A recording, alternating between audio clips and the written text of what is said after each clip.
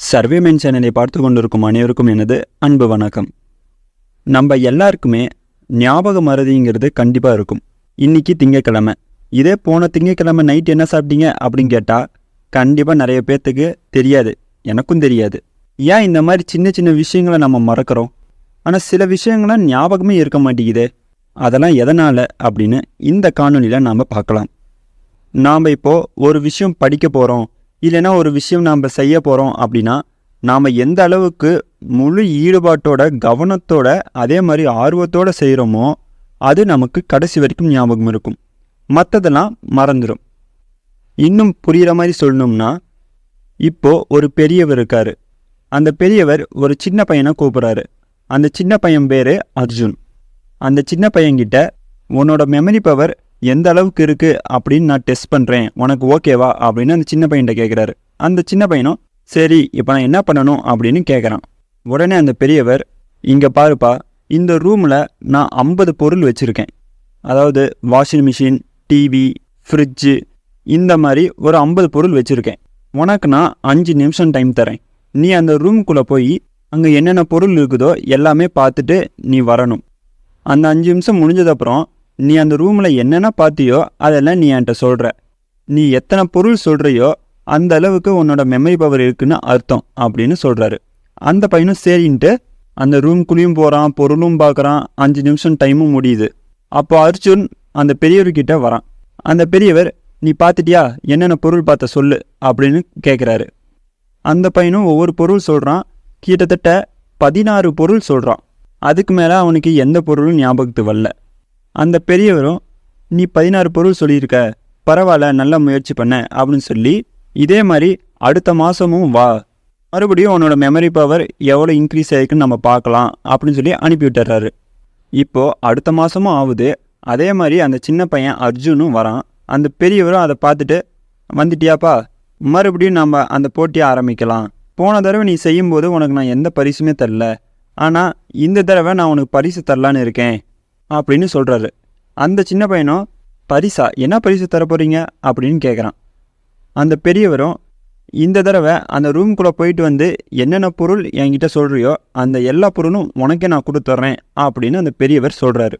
அந்த சின்ன பையனுக்கும் ஒரே சந்தோஷம். சரி, நான் போட்டிக்கு தயார் அப்படின்னு ரொம்ப தயாராக இருக்கான். அதே மாதிரி அந்த சின்ன பையனும் ரூம்குள்ளே போகிறான், எல்லா பொருளும் பார்க்குறான். 5 நிமிஷம் டைமும் முடியுது. இப்போது அந்த பெரியவர் அர்ஜுன்கிட்ட கேட்குறாரு, சொல்லு அர்ஜுன், நீ என்னென்ன பொருள் பார்த்த அப்படின்னு கேட்க, அர்ஜுனும் கிட்டத்தட்ட 34 பொருள் பேர் சொல்கிறான். இதை கேட்டனே அந்த பெரியவர் ஆச்சரியமடைகிறாரு. இப்போது இந்த கதை மூலமாக உங்களுக்கு ஒரு விஷயம் தெரிஞ்சிருக்கும். அதாவது முதல் தடவை அந்த போட்டியில் வெறும் 16 பொருள் தான் சொன்னான். ஆனால் 2வது தடவை வச்ச போட்டியில் கிட்டத்தட்ட 34 பொருள் சொல்லியிருக்கான்.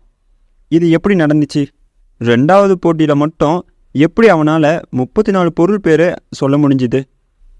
ஏன்னா முதல் தடவை அவன் செய்யும்போது ஒரு ஆர்வத்தோடு அவன் செய்யலை. இதே 2வது முறை செய்யும்போது அந்த பெரியவர் ஒரு விஷயம் சொல்கிறாரு, நீ சொல்கிற பொருள் எல்லாமே உனக்கு நான் கொடுத்துட்றேன் அப்படின்னு சொல்லும்போது அப்போது அந்த விஷயம் அவனுக்கு முக்கியமானதாக தோணுது. அப்போது ஆர்வத்தை காட்ட ஆரம்பிக்கிறான். ஏன் ஆர்வத்தை காட்டுறான்? ஏன்னா அந்த பொருள் கிடைக்குது. அதனால் முழு ஈடுபாட்டோட அந்த செயலை செய்கிறான். அந்த போட்டியில் 34 பொருள் வரைக்கும் சொல்கிறான். இது எல்லாமே ஆர்வத்தோடு செஞ்சது. இதை தான் நான் முதல்ல சொன்னேன். நாம் ஒரு விஷயத்தை ஆர்வத்தோடு செய்யும்போது அது நமக்கு மறக்காது. அதே மாதிரி உங்களுக்கு பிடிச்ச விஷயத்தை படிக்கும்போதும், நீங்கள் ஆர்வத்தோடு இருக்கிற சப்ஜெக்டில் நீங்கள் படிக்கும்போதும் அது உங்களுக்கு மறக்காமல் இருக்கும். ஏன்னா ஆர்வத்தோடு நம்ம படிக்கிறோம். இதுவே உங்களுக்கு நாளைக்கு எக்ஸாம் இருக்குதுன்னு வச்சுக்கோங்களேன், இன்றைக்கி நைட் உட்காந்து படிப்போம். அதுவும் எதனால் படிக்கிறோம்? நாளைக்கு எக்ஸாம் இருக்குது, அந்த எக்ஸாமில் பாஸ் ஆகணும், அதுக்காக நம்ம படிக்கிறோம். அப்படி படிக்கும்போது நம்ம முக்கியத்துவம் கொடுத்து படிப்போம். அதே மாதிரி நம்ம படித்து முடித்து அடுத்த நாள் எக்ஸாமும் எழுதி முடிச்சிடணும்னு வச்சுக்கோங்களேன், நாம் படித்தது அப்படியே மறந்துடும். ஏன்னா அதுக்கப்புறம் அது நமக்கு தேவைப்படாது. நம்ம வேறு சப்ஜெக்ட் படிப்போம், வேறு விஷயங்களுக்கு நம்ம உள்ளே நுழைவோம். அப்போது அந்த குறுகிய காலத்தில் படித்தது அப்படியே மறந்துடும். சில விஷயங்கள் நமக்கு மறக்கவே மறக்காது.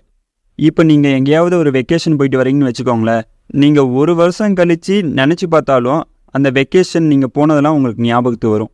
ஏன்னா அதை நாம் இன்ட்ரெஸ்டடாக போனோம், ஆர்வத்தோடு போனோம், இதுக்கு நாம் முக்கியத்துவம் கொடுத்தோம். அதனால் நமக்கு அதெல்லாம் ஞாபகம் இருக்குது. குறுகிய காலத்தில் படிக்கிறது எல்லாமே நமக்கு தேவைப்படும். ஆனால் ஒரு குறிப்பிட்ட அளவு வரைக்கும் தான் அது தேவைப்படும். அதுக்கப்புறம் அதை நம்ம மறந்துடுவோம். உதாரணத்துக்கு நாளைக்கு நம்ம இன்டர்வியூ போகிறோன்னு வச்சுக்கோங்களேன். இன்றைக்கி நம்ம நல்லா ப்ரிப்பேர் பண்ணுவோம்.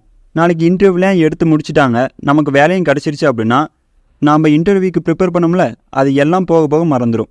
ஏன்னா அப்போதைக்கு தேவைப்படுறதுனால நம்ம படித்தோம்.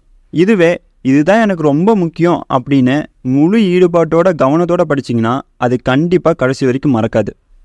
கண்டிப்பாக இந்த காணொலி மூலமாக சில விஷயங்களை நீங்கள் தெரிஞ்சிருப்பீங்கன்னு நான் நம்புகிறேன். இந்த காணொலி உங்களுக்கு பிடிச்சிருந்தா உங்கள் நண்பர்களுக்கும் உங்கள் உறவினர்களுக்கும் பகிருங்க.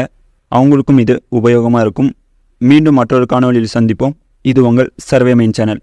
நன்றி, வணக்கம்.